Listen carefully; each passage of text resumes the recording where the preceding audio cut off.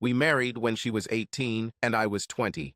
25 years later, after our two children left home to start their own lives, she asked me for a divorce. At first, I thought it was a joke, but she insisted on divorce. This was not a joke. I was stunned.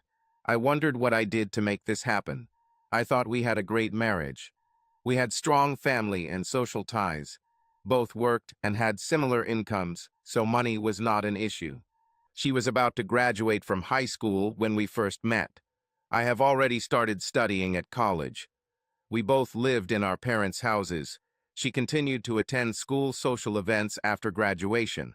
I was looking for something to occupy myself after class. The party we met at was organized by a friend whose younger brother was still in school. Therefore, the invited guests included both high school and college students. I saw her from across the room. Her blonde hair stood out against the crowd of dancers. You never know what's behind the hair and face until you get closer. Her body perfectly matched the way she danced. She was slim and proportionate in all the right places. Some girls wore sneakers and jeans. She looked more mature and formal in her skirt and low heels.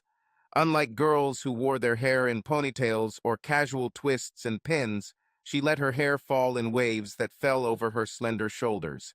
She looked more mature than her years. I walked a few steps closer to her and watched her dance. I couldn't tell if she was alone or dancing with someone lost in the crowd. I guess I stood out standing still while everyone around me was dancing. I think it was my clothes that attracted her attention to me. I was dressed like a typical college student, Dockers pants, a short-sleeved collared shirt, and penny loafers. My hair matched the look I was wearing. She didn't stop dancing when she came up to me, looked up and asked, "Are we dancing together?" I was speechless. She was beautiful, and she spoke to me. Over the noise of the crowd and the music, I finally answered, "Now let's dance." I moved between and around other people to watch her. She mesmerized me when she looked at my face and smiled. "Have we met before?" I would remember if we met. "So, this is our first time meeting," she said, sliding into my arms to the slow tempo of the music. Everyone moved slowly as the volume and tempo of the music dropped along with the lighting. I couldn't believe I was holding her in my arms. She was so soft as she melted into my arms. I grew hard as I felt her firm twin peaks against me. She didn't move away. On the contrary, she moved against me. My thoughts left me as my body felt her. "Are you comfortable dancing like this?" she asked, looking into my eyes. "We dance?" I asked. "Holding you naturally, like we've done it before." "I like you," she said, laying her head on me. "Are you that comfortable?" I asked. "Yes. You smell so good, more like a man than a bottle of cologne." "Which would you prefer?" "Of course, a man." We continued to dance together until we were alone on the dance floor. The music had stopped and people were either sitting or standing in groups talking. We stopped dancing when we realized the music had stopped. She took my hand and pulled me towards a table where 4 women were sitting. As we approached the table, she introduced me after awkwardly asking my name. A few minutes later, I was sitting at a table with 5 attractive women, one of whom had danced with me, and one of whom I wanted to get to know better. After a few minutes of getting to know each other, the girls began talking about people and things that were unfamiliar to me. I sat quietly while each girl had her say, but I concentrated on the girl I was dancing with. I had nothing to add. We broke up at the party, not before she made me promise that I would call her. She insisted on getting my number so that if I lost it or forgot to call, she would remind me. In my head, I knew there was no way I would forget her or her phone number. I can't say whether it was infatuation or instant true love. From our first official date until our wedding, we were never apart. We got married less than 6 months after we met. Her mother objected to our marriage because she believed her daughter was too young and would miss out on the opportunity to enjoy a single life before getting married. Apart from this one objection, our parents got along with each other and with us. A strong bond quickly developed between the 6 of us. Our feelings for each other were too strong for her mother's one objection to be taken seriously. When we announced that we wanted to get married, Both our parents were surprised. We were too young, too inexperienced, and did not have the resources to finance a marriage. Although I had other women, she was a virgin before me. She insisted, and I agreed, that when you find your one true love, you need to move forward, otherwise you may lose her forever. Neither parent expected, and therefore saved money for the wedding. Our wedding was modest, limited by the financial resources of our parents. There were many more people at the ceremony than at the party afterwards. Since our marriage, it was natural that we would spend nights together. Apart from a few nights at a nearby resort hotel as a honeymoon, we were on our own. Without our own resources, we had to rely on others for shelter. Since neither of us worked, we relied on our parents' hospitality. We alternated sleeping at my parents' house, her parents' house, and my dorm room when we were sure we could be alone. Our alternating sleeping places continued for a year until we both found jobs and could afford our own place. She worked full-time for the first 6 months after graduating from high school. She then continued to work part-time while attending college classes. At the beginning of the second year of our marriage, we found out that she was pregnant. It wasn't the best time to be pregnant, but apparently there's never a good time. It just meant another difficulty. With a lot of juggling and time management, we adjusted to the arrival of our youngest child. My wife was a ball of fire with boundless energy. While I focused on studying and working part-time, she did the rest. She delighted me. I was in love and thought that there would never be another, and there was not. Despite all the difficulties, we never wavered. We had each other to deal with whatever challenges life brought. By the time I had my second child, I had graduated from college and was working full-time. Suddenly, we had money. As the difficulties lessened, we enjoyed each other and the 2 new members of our family more. Life seemed good. When children arrived, others envied her for her balancing skills. She managed the house, the children, and me, her husband. She always seemed to have time to do what she considered necessary. She was the social director for our children, parents, me, and some women from our area. She never looked like a tired housewife. True to how we first met, she always dressed appropriately and looked professional when meeting with clients. Many men I knew were jealous of me for having such an attractive wife who always looked good. When she left college to become a homemaker and mother, our lives became routine. Routine in the sense that our lives focused on children and home. While I went to work every day, she worked at home. She took care of the children, home and work commitments. She had child care arrangements when she needed to leave the house for a real estate deal. Every evening we were together for dinner. After watching TV, we went to bed and had sex before bed.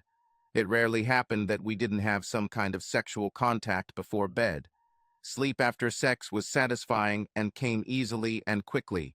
As our children grew older and no longer needed to stay at home, Mom began to devote more time to her work in real estate as a real estate agent. As our children reached their teens, my wife filled her days with other activities. She joined several real estate clubs, but left most after a few meetings. She remained in one group, Evening of Women Realtors. It consisted of female realtors from various agencies and numbered more than 30 women. A core group of 4 women organized meetings, invited speakers, and other activities of interest to the entire group. Most meetings were attended by 10 to 15 women. After the main part of the meeting was completed, the women who wanted to continue the conversation gathered at a nearby bar. I think that's when the problems started. Our problems did not arise suddenly. Over the course of several months, I noticed changes in her, especially after the ladies' night. These were subtle changes that I initially attributed to time and aging. When I felt that she stopped caring and found more reasons to complain about me, I had to take some steps. I don't know exactly what steps I could have taken, but I had to do something. Her changes diminished after a few days and then returned after another ladies' night. When she approached me asking for a divorce, I initially thought that her lady nights were a cover for other activities. We men are so concerned about our beloved women that we never know what they really want. We are afraid to stir things up, fearing that what comes out will be worse than what we imagine. I knew something was happening that I wouldn't like. Confronting her would, of course, be inconvenient for our relationship, so I either made excuses or hoped things would calm down. In hindsight, I should have intervened as soon as I realized she was questioning our relationship. Once she started telling me about the experiences of the women she met over and over again, I had to get our family involved. Perhaps my inaction is partly to blame. Unfortunately, life is full of new events and situations for which we are not prepared. I thought maybe she had found someone else. She insisted there was no one else. So where, when, and why did the idea of divorce arise? The only event I didn't participate in was her girl group. They met several times a month at ladies' nights. Her request for divorce led to many conversations between us. I demanded, to know what led to this situation. Contrary to my expectations, she only praised our relationship, lifestyle, and social interactions. So if everything was so wonderful, why the divorce? After many conversations, heartbreaks, sobs, and anger, she told me. In her women's group, there were women with stories of free life before marriage.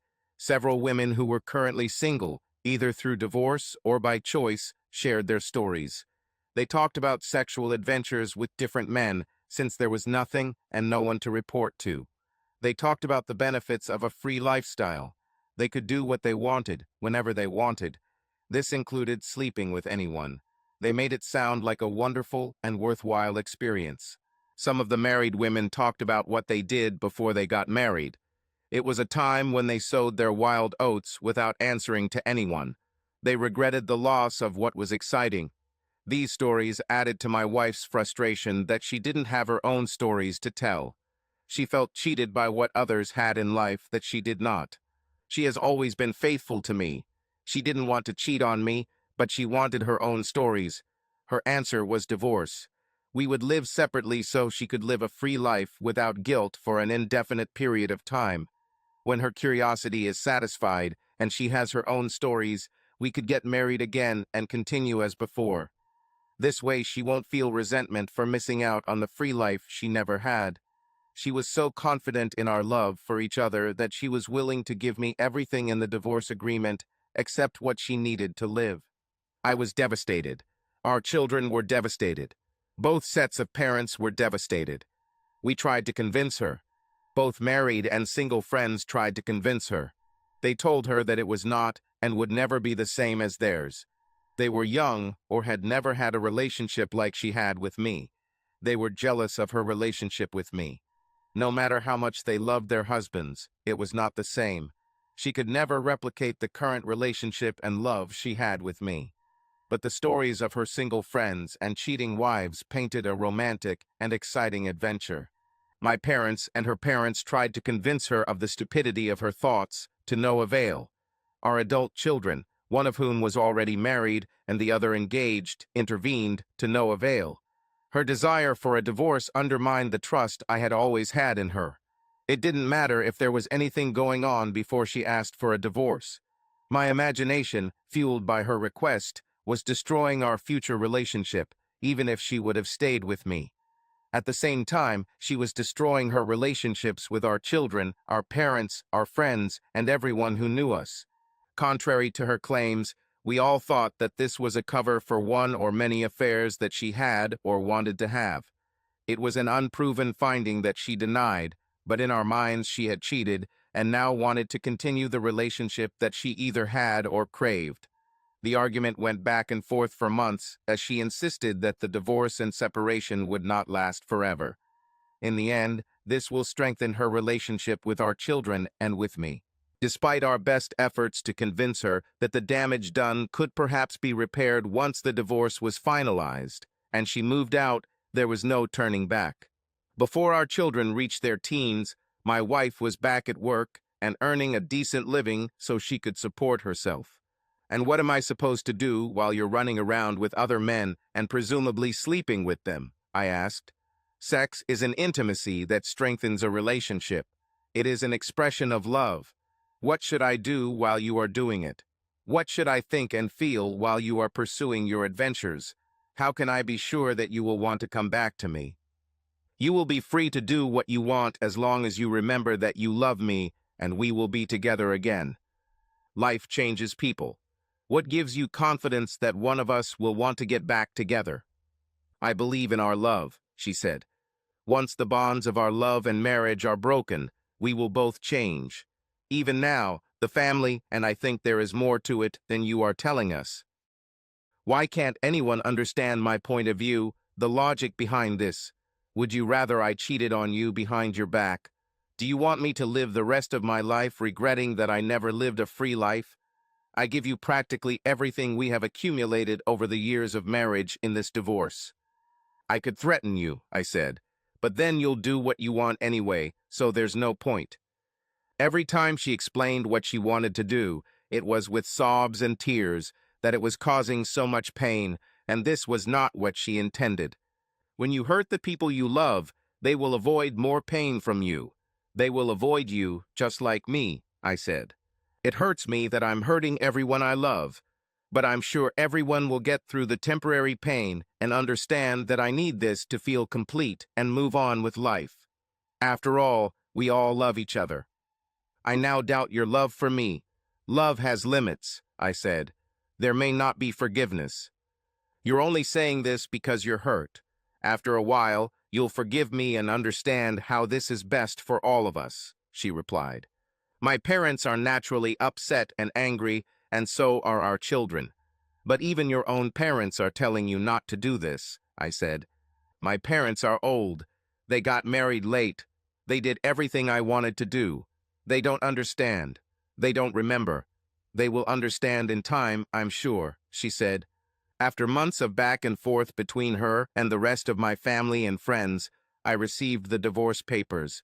Everything was according to what she said. Attached to the documents was a handwritten letter.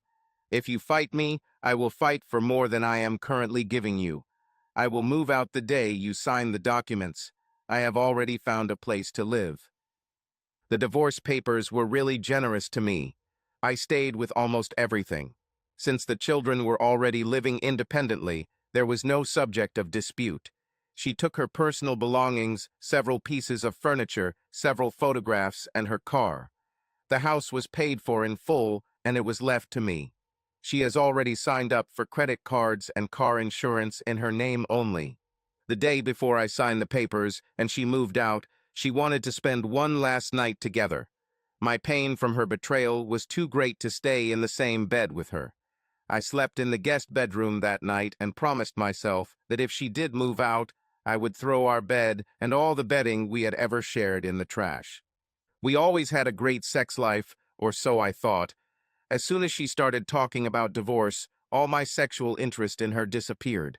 She kept pushing me to spend our last night together. I just wasn't interested, despite all her persuasion and temptation.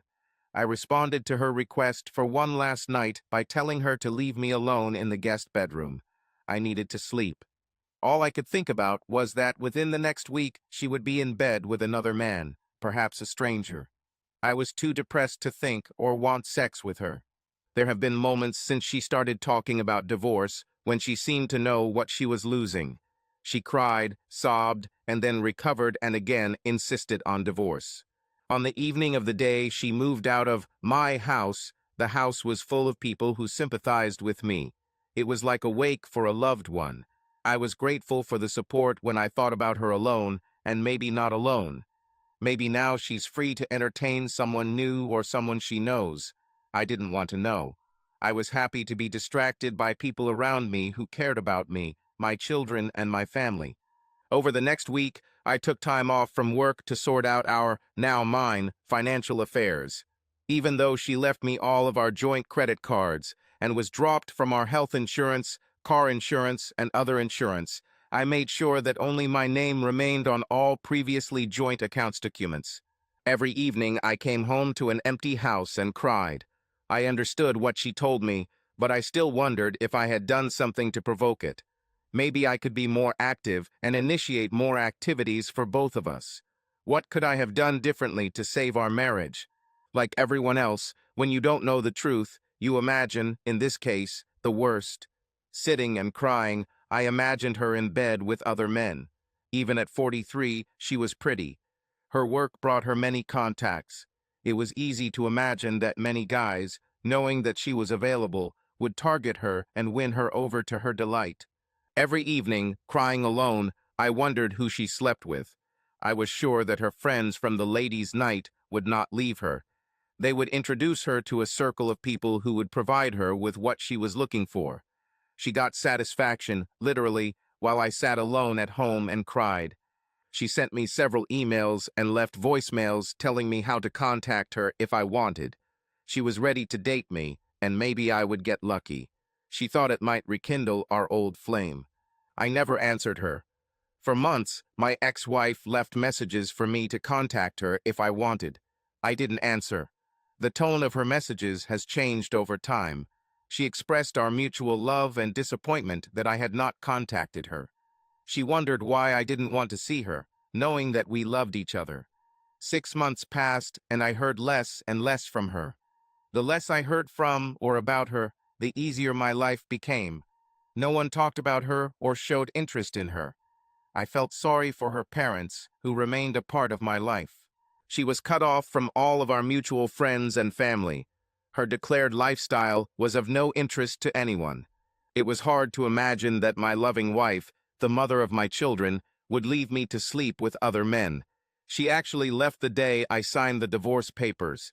I was stunned when she physically took the small suitcase with the remaining items and walked out the door.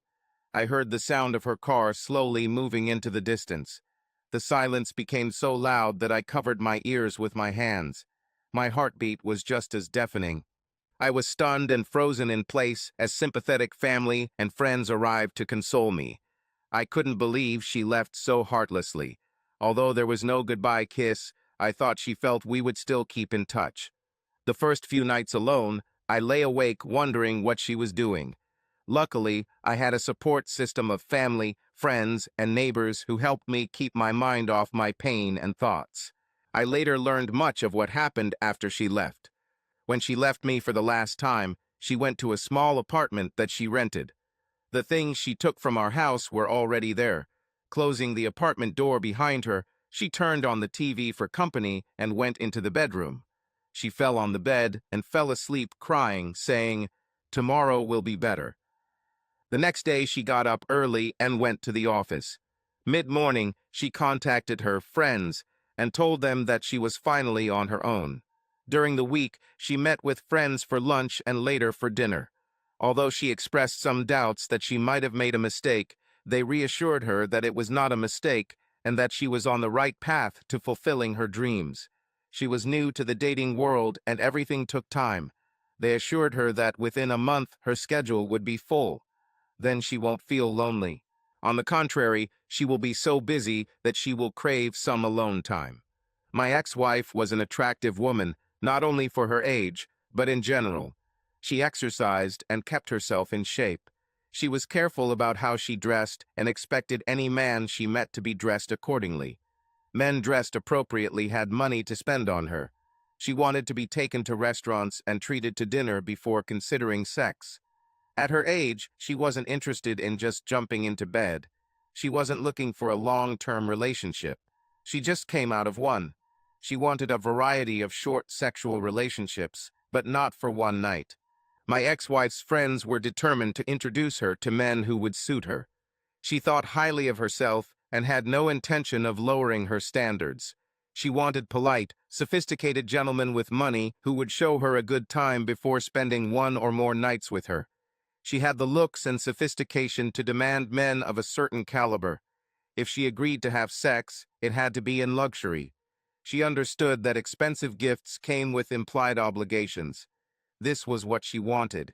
The first man she met approached the table where she was sitting with her friends for dinner.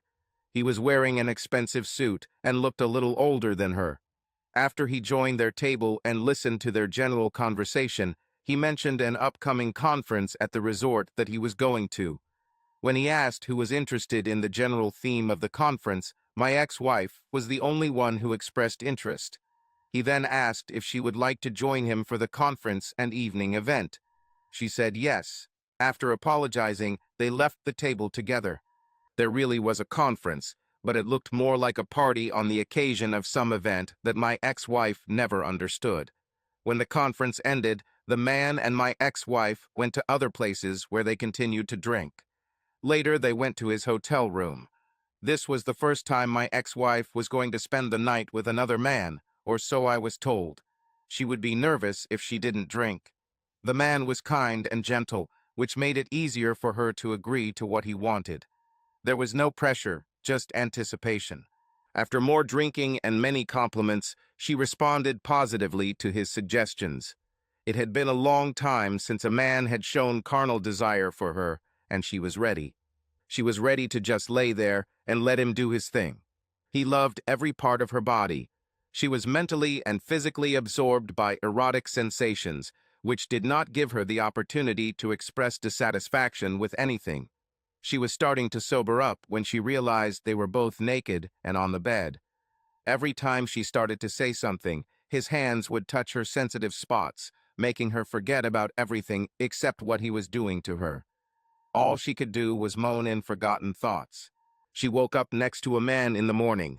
He wanted to pick up where they left off last night. Unfortunately, she had to go to work. He continued to caress her with hints of what they could do while she got dressed. He hoped she would change her mind and stay the day or agree to meet him the next evening. She gave him her business card and invited him to call her.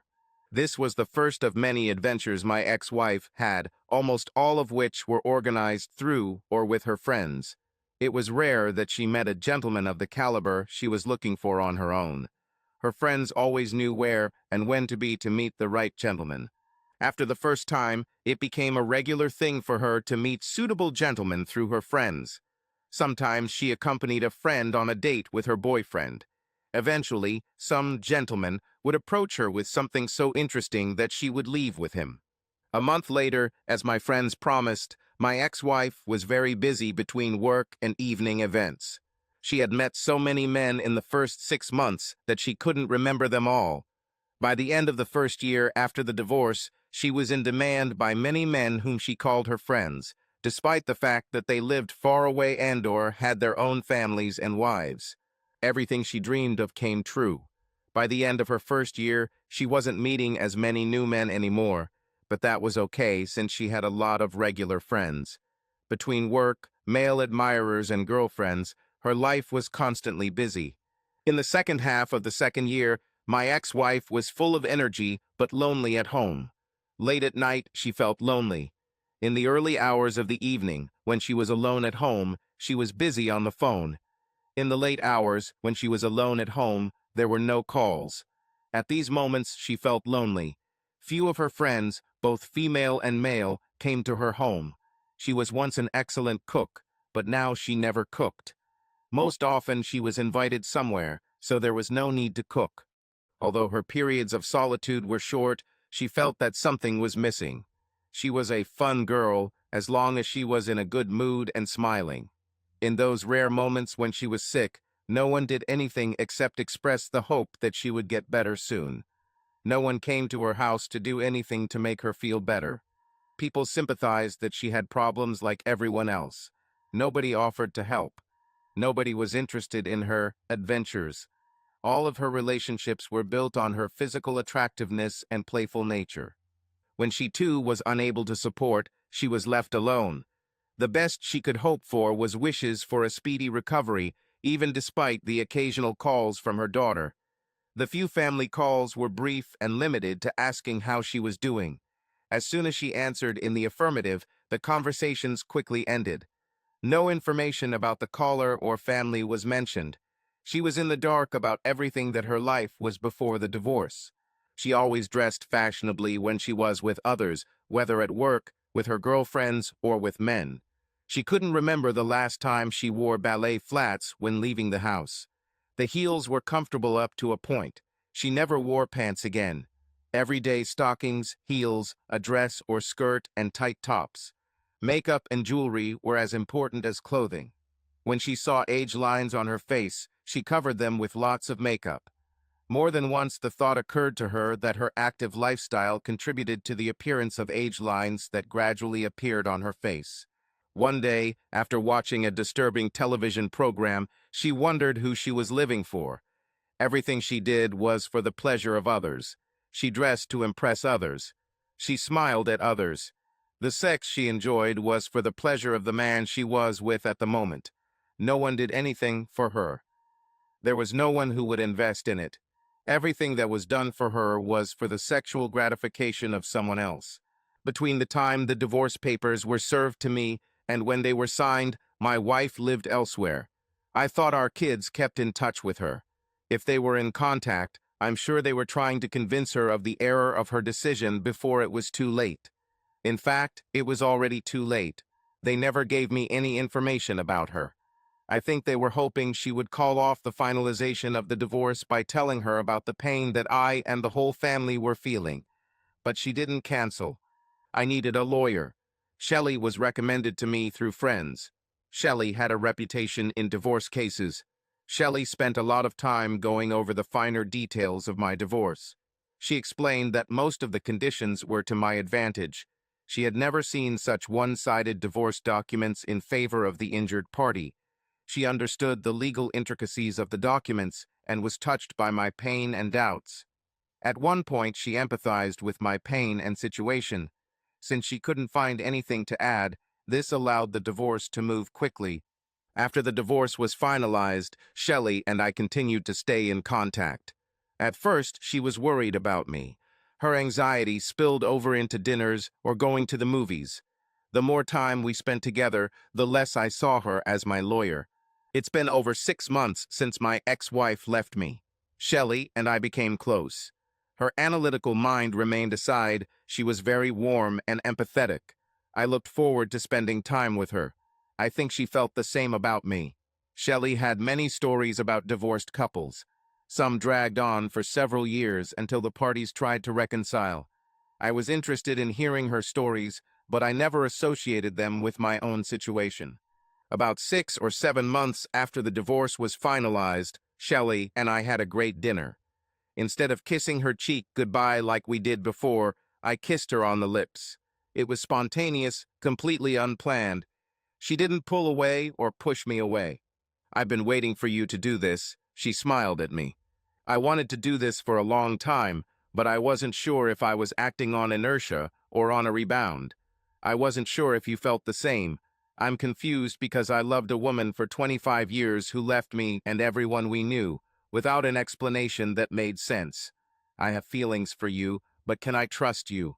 Are you hurting me like my ex-wife? Can I be open? I want to be open and completely honest, but I don't want to hurt you or ruin our relationship. Can you promise me that no matter what I say, we will continue our relationship? Will it be something bad? No, not at all. I think it might not be what you're used to, that's all. I hope you're not going to reject me like my ex-wife. On the contrary, it's the opposite. I don't understand. Understand that I am a lawyer trained to think a certain way. Secondly, you should know that I would be delighted to be a part of your world in every possible way. Thinking logically, you may still be on the rebound and perceive my feelings as replacing the lost ones. I don't want that. If anything comes out of our relationship, it should be something new and exciting, not a replacement. I don't understand. I need to make sure that you are completely over your ex. If our relationship continues and one day you tell me that you love me, it should be unconditional. If you still harbor any thoughts or feelings about your ex, this won't work between us. To be clear, nothing has happened between us for a year from the date of your divorce. It's in 6 months. It's true, and until then we can be close friends. But no matter how close we are, I won't sleep with you. I haven't slept with anyone for a long time. 2 or 3 times when I was thinking about getting married, I was in a hurry, only to find out that several other people were in a hurry in front of me. So they cheated on you. You can say so, although formally there were no agreements that we were exclusive, except for conversations about the proposed wedding. So you're being cautious, and you might still be on the rebound. So how do you see this coming to fruition? We have a minimum of 6 months to discuss how we see our future. Frankly, I want you. You have proven yourself as a husband. Everything I see and know about you says that I will never regret if we get married, but you should know that I have conditions. Well, everyone has conditions, although most of us don't express them until the very end. Okay, if we get married, I want at least 2 children. I'm 37 years old, and I don't have much time before I can't have children. Your first 2 children are already independent. Other than possible money issues, I have no problem with it. I continue to work as much as I can and want to. So you want me to stop working and take care of the kids? No, not at all. As a mother, I want to be a mother to my children, but I also don't want to be stuck in a routine, speaking only in childish language. You and I will decide how to deal with the children, but I will not be a housewife. Okay, for now. Everything we do together. It's always been that way for me. Obviously not always, since your ex-wife has decided to go the route without you. A point well received. Since this will be your second marriage and my first, and we both enter into it with money and property, I propose to split the money into 3 parts. We take the same percentage of our income and savings and invest it in a joint account from which we live. Only in agreed circumstances, we use money from our personal accounts for personal needs, such as gifts for children or grandchildren. Do you have similar situations? I have relatives. They never asked or needed my help, but who knows? So far, so good. Anything else? Yes. We have 6 months plus to discuss the details, but you should know that in addition to the marriage license, I want us to sign a prenuptial agreement. I'm not sure I understand. You're not the only one who's ever been hurt. I want it to be absolutely clear what would happen if our marriage ended for any reason. It sounds very suspicious to me, but if it's fair, I'd agree. We can't announce our engagement until a year later. Wow, lots of conditions. Anything else? Yes, I need to meet your family, friends and neighbors, and everyone who is close to you. I want you to meet my family and friends. Getting everyone's opinions about each other is important. If there are predictable problems, they will show up. I will always be myself, but if family and friends on either side are against this union for any reason, then there will be no marriage. You have a reputation, I know, but I've never seen any signs of it. If you're what I see and know you to be, there won't be a problem. So how do we proceed next? Just hold me, kiss me, and tell me you want me. No sex? No sex, but that doesn't mean we can't fool around and show our feelings for each other in other ways. It seems to be an old adage that what comes easy is not worth much, but what takes effort is priceless. So, I took her into my arms and told her how much I wanted her as our lips met in a kiss. In contrast to her analytical approach to our relationship, she melted in my arms and continued to melt. The next 6 months went by pretty quickly, although not fast enough for me. Most of my ex-wife and I's relatives already knew Shelley as my lawyer. Now they recognized her as my potential new wife. I think I made as good an impression on her family and friends as she did on mine.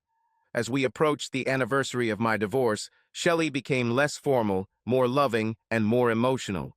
For a career woman known as a shark, she found common ground with other women, both married and single, with and without children.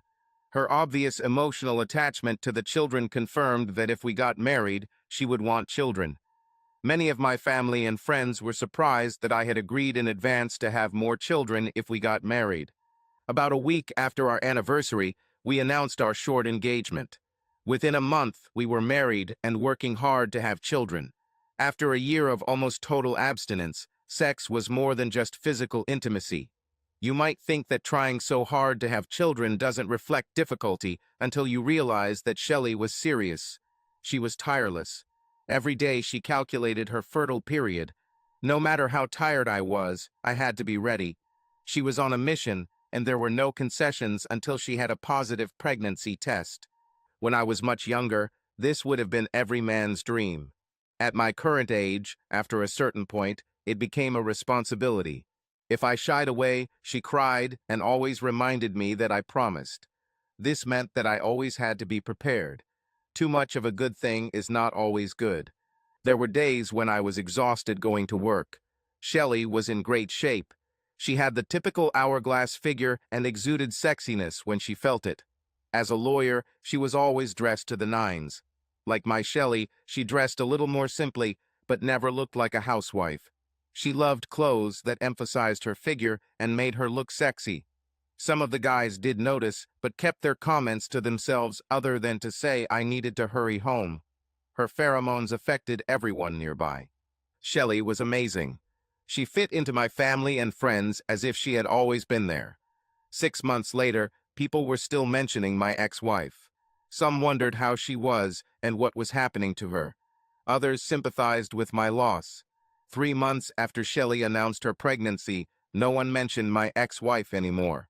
It was amazing. It was as if a switch had been turned on and she no longer existed. Even my children and their other halves did not mention her anymore. All our discussions were future-oriented. Few, if any, talked about the past. Shelley's relationship with me mirrored that of her parents.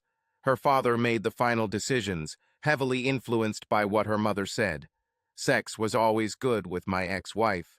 It was different with Shelley. She did as much for me as I did for her. Somehow it felt more complete. The only time there was virtually no sex was during the 3 weeks after giving birth.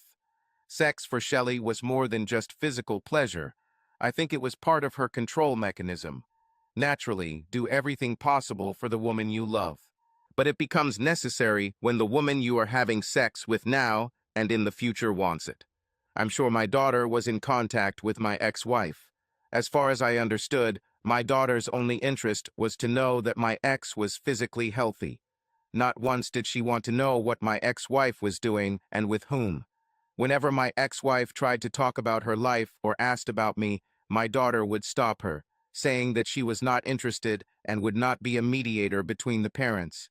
If my mother wanted to know about me, she had my phone number and knew where I lived. My daughter told my ex-wife that she and I keep in touch with our families, neighbors, and friends. No one was interested or wanted to know about her. Everyone thought she was enjoying what she left me for. There was nothing to discuss. Shelley finally gave birth to her baby.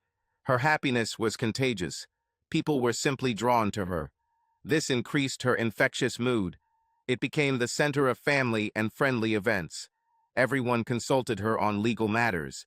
I was surprised by the relationship she developed with my 2 children from her first marriage. My son, daughter, and their spouses worshipped her.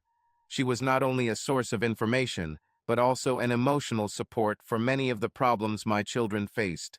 I married a vibrant woman who never made me feel out of place or behind. She worked, cooked, took care of the house, the baby, and me, without ever making me feel unappreciated. Everything was fine until our son's first birthday. It's been about 2 years since the divorce was finalized. Shelley hosted a Sunday birthday party for everyone in our house, using almost the entire backyard. People started arriving around 11 a.m. By 2 p.m., we had a ton of people celebrating with drinks, food, and music. The star of it all was our 1-year-old son. My daughter's son, my grandson, who is also about a year old, ended up in second place. At about 3 o'clock, someone heard the doorbell ring. Shelley yelled for her to come in. The door did not open, and the bell continued to ring. Finally, Shelley went to see who it was. She opened the door and saw a slender, attractive woman in a seductive outfit, standing uncertainly, as if not knowing what she was doing. "How can I help?" Shelley asked. "I was looking. I live here. After a few seconds of hesitation, Shelley shouted, "I know who you are. You are the ex-wife." My ex-wife was shocked that this strange woman recognized her. She was about to turn around and leave, but Shelley grabbed her arm and pulled her into the house. To my ex-wife's surprise, Shelley hugged her, saying, "Thank you, thank you, thank you so much. You have given me the greatest gift." "What are you talking about?" asked my ex-wife in surprise. "About your rejected husband, of course. I could never have imagined that I would find a more perfect man as my husband." "Are you married?" "You didn't know?" No. Nobody told me." "Well, perhaps because you were very busy. It happens. So, I guess you're celebrating your wedding." Shelley didn't answer and instead dragged my ex-wife further into the house. Taking off her coat and hanging it in the closet by the entrance, Shelley began introducing her to nearby couples. My ex-wife immediately recognized these couples, just as they recognized her. Everyone was surprised. No one has contacted my ex-wife since the divorce. They did not know and did not want to know anything about her. They knew why she left, at least the reason she gave for leaving. They could imagine what she was doing, and it was something they didn't want to talk about. Quickly overcoming their surprise, they said, "You look good." To which she replied, "You too." "Sorry," Shelley said. "I should have realized that you knew each other. Sorry if this was awkward. I'll try to avoid anyone you already know, unless you want to say hello to them." "No, I'm just here to talk to myself, I mean, your husband. I'm sure he's somewhere in silence, with a beer in his hand, drinking with friends. Let's try it in the kitchen." On the way to the kitchen, the noise of the crowd died down. Nobody said anything, but everyone watched. They passed several couples that my ex-wife didn't recognize. That's when Shelley said, "Let me introduce you to some people you don't know. These couples are in the same situation as my husband and I." "What's the situation?" asked my ex-wife. "What we have in common is that we are in second marriages, at least men. Men are also much older than us wives, and we all create second families." About. Shelley introduced my ex-wife to 3 couples she had never met. Shelley introduced my ex-wife as her husband's ex-wife without ever using her name. Everyone had heard the story about my ex-wife and knew there was nothing to talk about except to wonder why she was there. My ex-wife said, "Hi," and the couples responded, "Hi, nice to meet you." When there was apparent silence between them, Shelley dragged my ex-wife into the kitchen. On the way they met my parents. They were a little older, but still recognizable. Shelley introduced them anyway. They looked at Shelley and then at my ex-wife. It took them a few moments to realize who Shelley was introducing to them. They were stunned and didn't know how to react or what to say. "Mom, Dad, it was in the past," Shelley said. "She is still human, and you have 2 grandchildren and 1 great-grandchild from her. Forgive and forget the bad. We all celebrate today." "Great-grandson, that means I'm a grandmother," my ex-wife muttered. "You did not know? Your daughter gave birth about a year ago, almost at the same time as me." "You have a baby?" my ex-wife said sadly. My parents stopped their train of thought, smiled reluctantly, and said, "You look good. It's hard to forget those last days and weeks." Shelley worked hard to make sure everyone saw the positive side of it. In this spirit, we want to thank you.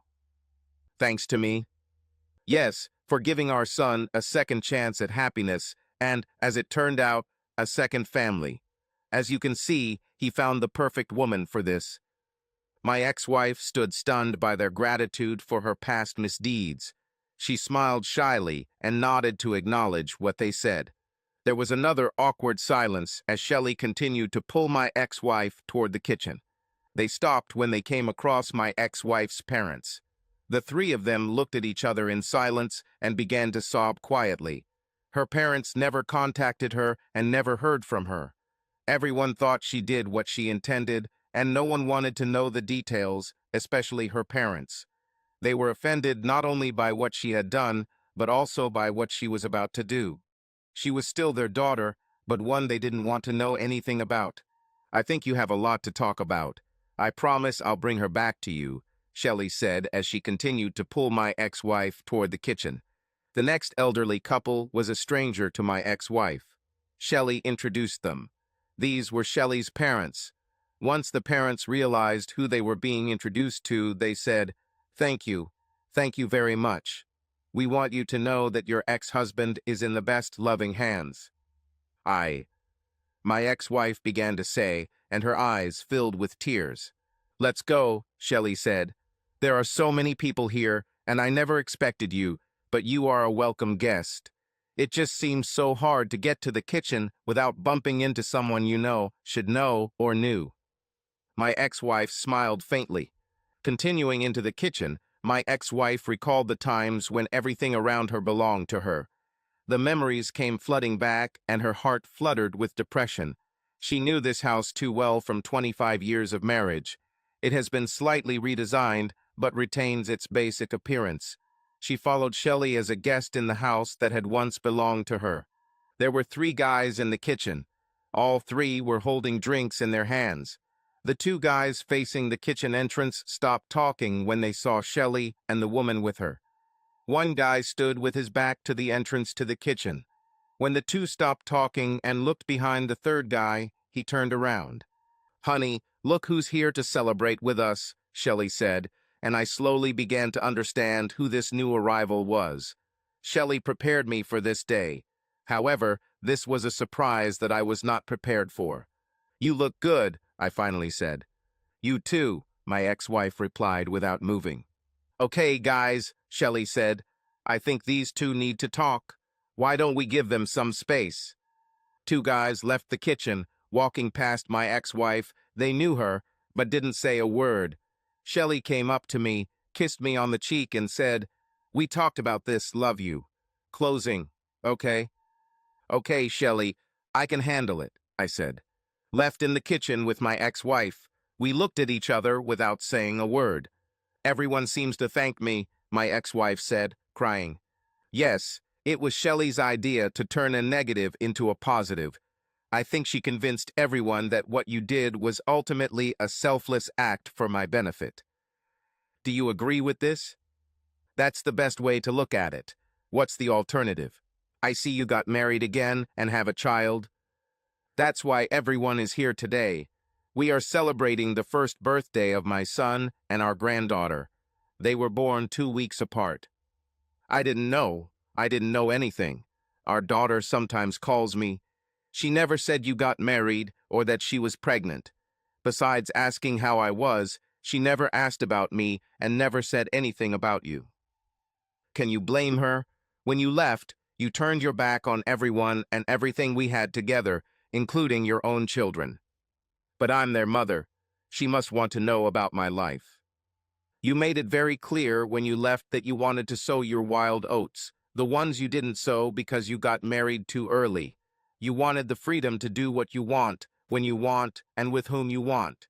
You made it very clear that I was the only man you ever slept with, and that you were missing out on something that other women had.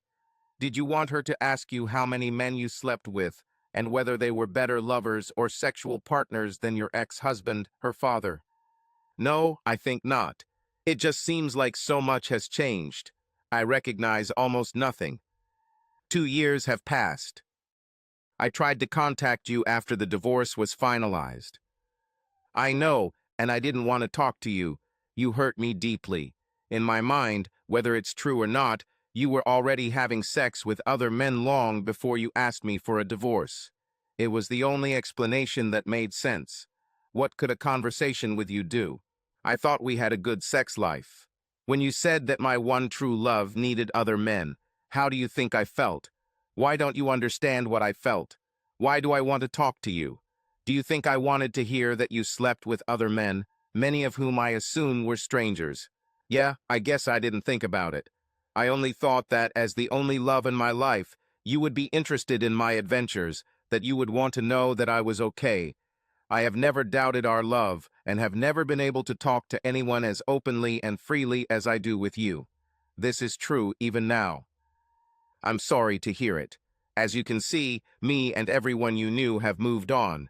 You are the past that is not remembered with pleasure. A person is remembered for the last part of his life, with those who remain. My ex-wife hung her head sadly. So why are you here now? When I realized that no one wanted to talk to me, I focused my efforts on what I had in mind. The first year was exciting beyond all my expectations. Towards the end of the first year, I noticed that my high level of activity was slowing down. In the second year, it slowed down significantly. Several guys wanted a long-term relationship, but not marriage. That would deny my reason for leaving you. Just when I thought I was ready for a more serious relationship, there were a couple of guys who wanted to marry me. No one compares to you and could not compare, so I quickly broke off this relationship.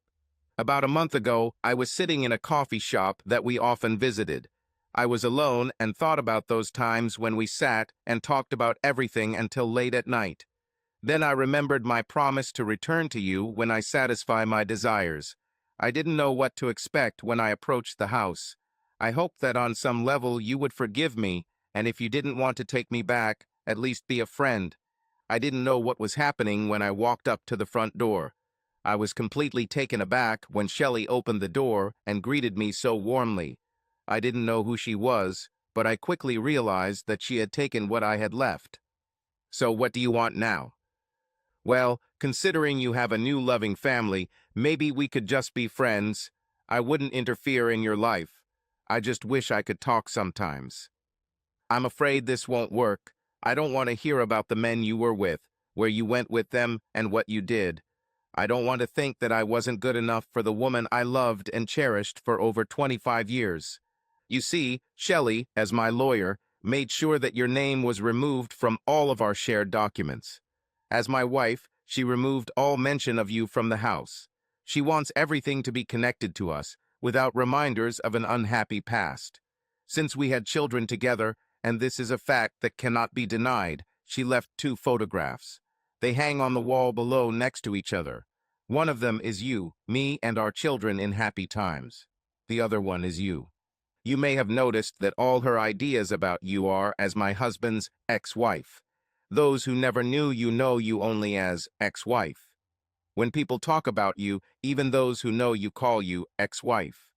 Your name has been erased from our past. I can't remember your parents, even though we are still close to them, even today, using your name. When they talk about you, they call you ex-wife or their daughter. Shelley was a real gift. It replaced your pain for most people, including your parents. I wish I could say I'm sorry it came to this, but I can't. You have caused too much pain to too many people who loved and praised you until you became someone else. We really don't have anything to talk about. I speak for myself, and I think for others that we do not want to know about your actions over the past 2 years. We can imagine it, and it's disgusting to everyone who ever loved you. We are not interested in this. But that wasn't the case in the first month. If you had talked to me, things might be different now. Is it true? How is it different? Were you going to suggest that we continue living together while you pursue your adventures, as you called them? Did you expect me to sit at home alone while you had sex with other men? I thought we could talk. We always talked. We always helped each other. We always looked out for each other's interests. You still don't understand. As soon as you announced that you wanted to see other men, our connection, our trust was destroyed. Perhaps this could have been fixed before you left our home. Once you left, it was beyond repair. Nobody questions whether you did something physically or not. In our minds, in our imagination, you have become a bitch and an easily accessible girl. By choice, you turned your back on everything and everyone you knew up to that time. You killed everything we had together or talked about, so no, we can't be friends. We can't talk about the future. I don't want to talk to you anymore. Perhaps Shelley will provide you with a sympathetic ear only because she has a good heart and has ulterior motives that I cannot guess. My ex-wife lowered her head, holding back tears. I looked at her and felt guilty for not feeling guilty. If you have nothing to say to end this conversation, I suggest you start walking towards the front door. Remember, all this once belonged to you, now nothing belongs to you. I'm so lonely. Can't you find a little forgiveness in your heart for all the years we were happy together? I have feelings, and the pain is starting to come back even now. I can't or don't want to give you anything. If you can achieve something with Shelley, maybe things will change for you, but not between us. I don't promise anything. Goodbye. My ex-wife turned to the front door and walked out of the kitchen. As she passed the doorway, she met Shelley. Looking 10 years older than when she entered the house, she looked at Shelley with tears in her eyes. Shelley looked at me, looking at my ex-wife's back. She knew. She knew there was still love and pain. When Shelley saw my ex-wife about to collapse, she took her to an unused room. Laying her down on the small couch, Shelley said, "Get some rest, I'll be back." Shelley heard tears and sobs as she closed the door behind her. She's a real delusional bitch, but she was the love of my first husband. I have to make this better for everyone I love. She's damned. Shelley returned to her guests throughout the house and backyard. No one mentioned that my ex-wife was at a party in the house that once belonged to her. Everyone quickly forgot that she came. If they had thought about it, they would have assumed that she had quietly left. Shelley was busy with the guests until they left. As she was cleaning up, helping me, she remembered the sleeping woman in the side room. As I carried our son upstairs to put him to bed, Shelley grabbed a small plate of food and went into the side room. "Wake up," Shelley said, shaking the sleeping woman. "Where am I?" asked my ex-wife, waking up. "You're at your ex-husband's house with his new wife. You came to the birthday of our son and your granddaughter. I thanked you for everything you did for me when I opened the door. Do you remember now?" "Oh God, yes, I remember. I'm so sorry I intruded. I'll leave now." "Not until you've eaten and we'll talk. I don't want to create any problems. If I had known, I would never have come. I'm really sorry." "It's okay, but we need to talk. Eat and let me ask you some questions." "Fine. Do you work and support yourself?" "Yes." "Has your thirst for adventure been satisfied?" "Yes." "Are you lonely? Is that why you came to the house?" "Yes." "Perhaps I can help you. Are you ready to listen to me?" "Why do you want to help me?" "In a way, I owe you. More importantly, I think that by helping you, I can relieve some of the guilt that my husband, and I think others, feel towards you." "I don't understand." "When you finish eating and feel strong, I want you to quietly leave the house and meet me at my office this week. Do you think you can do it?" "I work independently, so I can take time off whenever I want." "Great. Here is my business card. I wrote my mobile number on the back. Call me Monday morning and we'll set up a meeting." "Fine." "I think so, but I don't understand." "I will explain everything in my office." "Fine." "Fine." Shelley left the woman alone in the room and heard the front door slam shut half an hour later. On Monday morning, my ex-wife called Shelley to set up a meeting for Wednesday at 11 a.m. "You have a visitor," announced a voice from the intercom. "Let him come in," Shelley said. "I still don't understand why I'm here," my ex-wife said. "Everything is fine. Let me ask you a few more questions to get a sense of where you're at in your head. I have a project, and I need to know if you are suitable, so please be patient." "Fine. Have you fully satisfied your thirst for adventure?" "Yes, I think so." "Do you understand the value of everything you've lost?" "Unfortunately, I understand now." "Do you understand that you can't go back to what you had, especially with the same people, including my husband?" "Yes," my ex-wife answered with tears. "Do you think you still love him?" Shelley asked. "He was my whole life for over 25 years. I have never forgotten him and will never forgive myself for the pain I caused. But yes, I still love him, or I think I do. You can understand that everything I do to help you is only for his sake. This is to lessen his pain and to make sure you don't hurt him again like you did when you showed up in the house. I'm so sorry that I came into the house and caused him more pain." "Are you addicted to sex?" "No. The best sex I had was with my, now your husband." "What about all the other guys in the last 2 years?" "The sex has been good in the last 2 years, but there has been no love. It will never compare to what I had with your husband." "And you wanted to be loved as you once were?" "More than anything else." "Have you had any relationships with men in the last 2 years that did not involve sex?" "Some." "Why no sex?" "There was no attraction." "Any relationship with attraction and without sex?" "Pair. Sex seemed to stop a developing relationship." "Do you know what I do?" "You're a divorce lawyer. You were your husband's divorce lawyer." "There are always two sides to a divorce.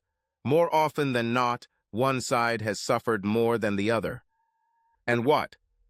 "So, I know a lot of men who have been devastated by divorce, just like your husband was. Many of them are good people who need or want counseling. You could say that I gave special consultations to your ex-husband, who has now become my husband. Are you suggesting that I do the same? A lot of these guys are real treasures, some unpolished. I'm delighted with my husband. I never could have imagined that I would be as lucky as you provided me with. Maybe I can provide you with the same luck. You want to set me up with someone, right? Yes. Why do you want to do this? What's the catch? I want to make sure that we never hear from you or see you again. I want to make sure that you are forgotten and that there is no guilt for letting you fall to rock bottom. The catch, as you said, is in concluding a contract with the man with whom you establish a relationship. I don't understand. My contracts are a little more comprehensive than standard prenuptial agreements. They include a very detailed prenuptial agreement that penalizes. My husband agreed to this before we got married, and there is no reason to think other men wouldn't. Let's say this is serious. Why? I know my husband is still suffering. I want to make sure you stay away from him. I want to make sure he knows you've started a new life with someone else instead of falling even lower than you already have. What's to stop me from contacting my ex-husband in a year, or just leaving if I don't like the one you set me up with? If you ever cross me, I will publish all the pictures and dirt I have on you. No one will want anything to do with you anymore, including your parents and children. You will likely lose your current job and will only have other jobs available to you. Were you following me? Yes. Why? I love my husband very much, probably much more than you ever loved him. But this is not a competition to see who loves more. If I can make you whole in the sense that you have a stable, loving marriage, it might help those who once loved you to maybe accept you back into their lives. Let's be honest, I wanted to have leverage over you if you ever came back like you did. But I don't want to hurt you, your husband, or anyone else. I couldn't be sure. What leverage do you think you have? I have pictures of you with many different men. I have photos of you with 2 and sometimes 3 men. Some of these men will do anything to remain anonymous. This could be very dangerous for you. You really made up for lost time. You've even earned yourself a reputation. Do you know that you are advertised as an ex-wife? What do you mean advertised? Although you never took any money as far as I can tell, I'm surprised the police never came after you. Some of your girlfriends were definitely making money off of you. My ex-wife's face showed surprise. So you didn't realize that you were being turned into a bitch as an ex-wife. I do not trust you. I would know. Every man I met was a gentleman. There were never pre-agreed sleeping arrangements. I would never, if I had known. Your girlfriends prepared scripts for your gentlemen they followed. Sex was never guaranteed, but was highly likely if they could seduce you in a gentlemanly manner. Men won over you and were rewarded with a night of sex with you. That's what friendship is all about, Shelley said. Do you want to see some pictures, or do we understand each other? This can't happen. They were my friends. They brought gentlemen as friends, not as business. Over the years, I have hired many private investigators to keep an eye on you. 2 of them asked my permission to go undercover. I agreed on the condition that they pay their expenses. One paid for sex with a condom. Another paid for unprotected sex. The girls, your so-called friends, had different rates for each type. Do you remember the 2 gentlemen who came about 2 or 3 weeks apart and carried weapons? They seemed to explain the guns as part of their safety work and gave you the name of the same company they worked for. They could only compliment your services. My God, I thought they were my friends. They were turning me into an easily accessible woman. Do you want to see their ads? You may remember that when you first started, there was a long line of gentlemen. It slowed down in the second half of the year because the girls upped the ante for you. They got even more money for you the second year. My ex-wife was too shocked to react. I am confident that if I present everything I have on you to the proper authorities, you, your girlfriends, and many of your clients, and probably some police officers, will be arrested. You will never be able to prove that you did not receive money for your services. Is this enough leverage? Are you still active? Not for a few weeks, my ex-wife said through tears. There are many women this has happened to, but none of them have given as much as you have. I am an easily accessible woman. Oh God, what have I done? Does anyone I know about this? As far as I know, no, but they will know if you cross me. My ex-wife started crying uncontrollably. I have never thought. I never imagined. Oh God, what have I done? You became a corrupt bitch, but the worst part is what you gave to become one. You don't really have any friends right now. Subconsciously, you must have known something was wrong. That's why you came to my house for my son's birthday. Right now, I'm probably your only friend. I'm definitely the only one you can trust and count on. You know what my ulterior motives are. So now, the easiest way for me to make sure we never see or hear from you again is to kidnap you and drop you off in some remote Mexican town with no money or papers. It would take you years to find your way back to the US. The problem for me is that my husband would never forgive me if he found out. The next best option is to marry you off to a decent guy and make sure you never cross the line like you did. I'll keep an eye on you. I don't have a choice, do I? Suicide is a choice, but I don't recommend it. Tell me what to do. I will do it. Finally, the right answer. I will select suitable men for you. They will be good men, so you will have a comfortable life with the one you marry. With modern technology, you may even want to have more children. Have you been tested for styes? Yes. And I am clean. Glad to hear it. So if I do whatever you want, will you tell him, your husband? Yes, after you've been married for a year.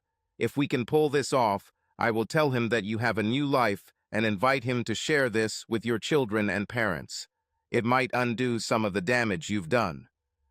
My ex-wife remained quiet, contemplating a possible future. As for your new husband, we must be careful. No decent guy wants a woman who's had sex for 2 years with money of your own free will. I thought you had an undiagnosed brain tumor, which was discovered after more than a year in a mental hospital. This will explain your irrational and strange behavior. After the operations, you recovered and became normal. I will provide all documentation to support this story. If more people know this story, they may accept you back into their lives. This does not include me, my husband, family, or anyone from your past other than your children and parents. But I don't have a tumor. Do you want to have a tumor or be an outcast? I think you will never be able to have the loving relationship you had again, but you will not be alone. You will care and will be taken care of. You won't be alone. What about my future husband? I have enough dirt on any guy you choose to keep him in line. That's what makes it all so perfect. Once you get married, neither of you can live without the other, literally. If I agree and it works, how can I thank you? You already thanked me. You gave me your husband. How do we start? First, I have to find the right person for you. To do this, you will have to pass compatibility tests. That sounds so calculated, my ex-wife said. This is true. Think about people who have arranged marriages. Do they love each other less? The divorce rate among arranged marriages is about 6%. This is significantly lower than 55% among the general population. Why such a difference? Commitment. A commitment to love, respect, and obey. My ex-wife was worried and wary.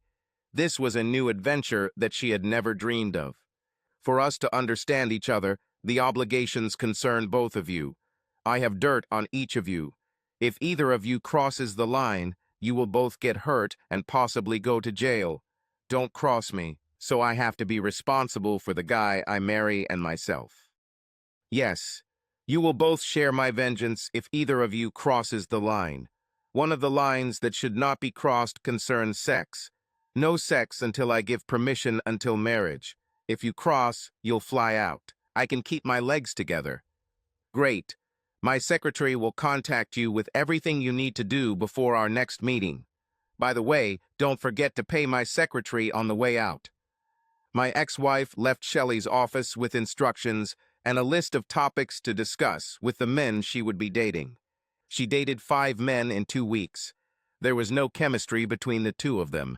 She was given new instructions and topics to discuss with the remaining 3 men. As before, there was no chemistry with one of them. Shelley gave her another set of instructions and topics to discuss with the remaining 2 men. There was no preference between my ex-wife and the 2 men. One of them told Shelley that something about my ex-wife was bothering him. "Okay, we're getting close to the finish line," Shelley told my ex-wife. "This stage is longer and more difficult than the previous 2. You will meet with each man twice a week for a month, doing what you both agree on. Remember, no sex. This may seem intrusive, but it's part of the plan. You can date either one or both of them on the weekends. It's your choice. Don't forget to pay my secretary on the way out." My ex-wife left Shelley's office, suspecting that Shelley had an ulterior motive that she had not spoken about. Both men were attractive, and both clearly wanted to have sex with her, as she did with them, but everyone was afraid of what Shelley would do if she found out. After a month, it became obvious that there was too much friction between my ex-wife and one of the men. "So," Shelley said as my ex-wife sat in front of her, "now let's get to the hard part. This stage lasts 3 months. You both have established that you like each other and get along. It may not be love yet, but I don't care. You must learn to love each other. You'll never get another chance like this. If you feel like I'm forcing you to do this, you're right. You must make a lasting commitment. He has already agreed to this. What do you say?" "Has he agreed yet?" "I'm undecided," said my ex-wife. "You've made decisions twice in your life. You agreed to get married, and you insisted on divorcing the same man. You are much older now, and I am giving you a 3rd chance to make up your mind. I don't care if you have doubts. You have to make a decision. It's either yes or no. What do you say?" "Can I think a little more?" "No. Phase 3 begins now. You can always leave before the marriage ceremony. You always have this choice. If you choose this option, you will be alone and on your own. To make this transition easy, I give you permission to talk about anything. Remember, no sex." "What if I can't make this commitment?" "Then you are on your own. You are alone." "Okay," she said weakly, "I will do it. Remember what I said. I want you to get married before the end of the year. Force yourself to love him if necessary. Pretend you love him if it makes it easier for you. Show your love physically in everything except sex. Remember, he was hurt by someone no less than you. You must cure him of this pain. You have to take control for this to happen. Anything less than a full commitment, and you will spend the rest of your life alone, very alone." My ex-wife started crying. "You're scaring me." "Fine. You should be afraid because it's a terrible future if you don't do it. Don't forget to pay my secretary on the way out." Following Shelley's schedule, they were to meet 3 times a week for 3 months. One of these meetings was supposed to take place over the weekend. "I think she's too strict," my ex-wife said to her would-be husband as they had dinner Tuesday night. "I agree," the new guy confirmed. "I mean, I like you. We get along, and we have a lot in common. We always have something to talk about. But forcing us to fall in love is unrealistic." Shelley said that many people are forced to fall in love in countries or cultures where marriage is arranged. "So it's like an arranged marriage?" asked the new guy. "Something like that." "What are our options?"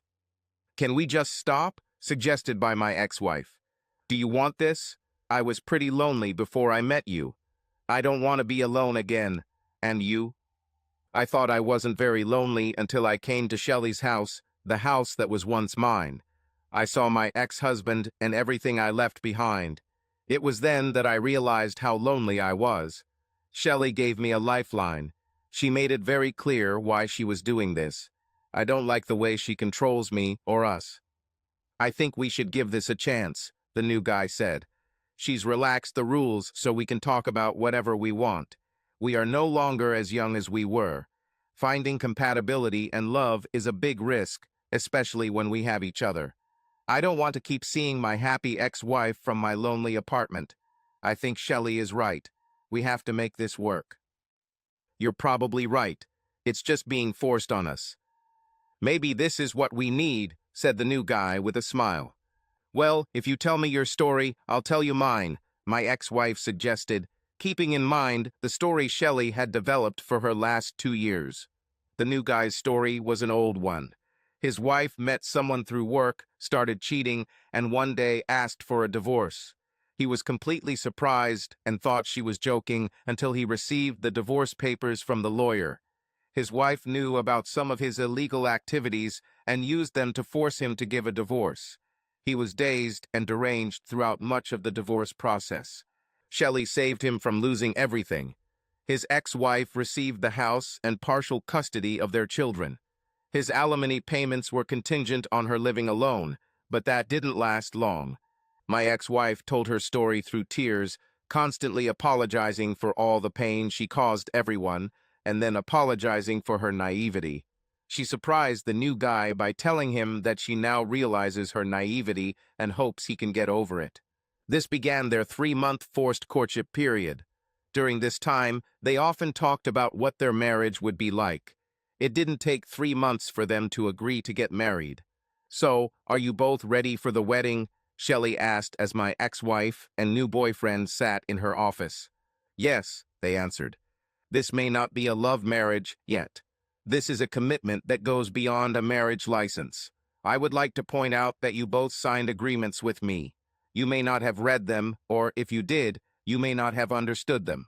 I'm not going to review them. In short, if your marriage does not last 5 years of living together and having sex, I have the right to seize all your assets for 10 years. In other words, you will become homeless. Any income you make will go to me.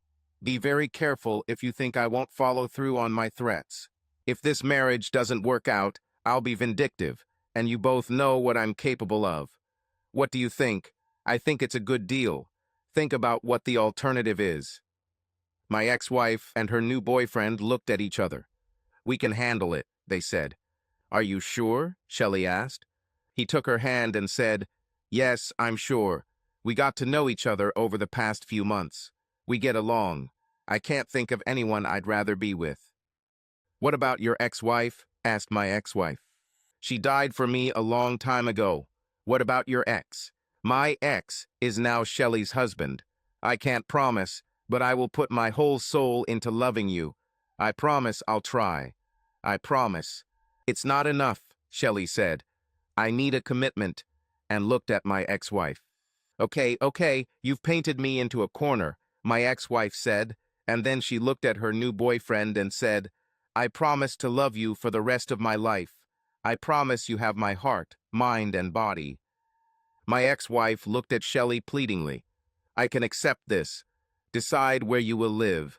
I'm organizing the wedding. A week later, my ex-wife and her new boyfriend got married, living in her apartment until the end of the lease. When the marriage was consummated, Shelley told me over dinner that she had found a good man for my ex-wife and that they were now married. She hoped this would ease any remaining feelings I had. As my ex-wife and her new husband settled into their new home, far away from us, Shelley gave our children and my ex-wife's parents contact information.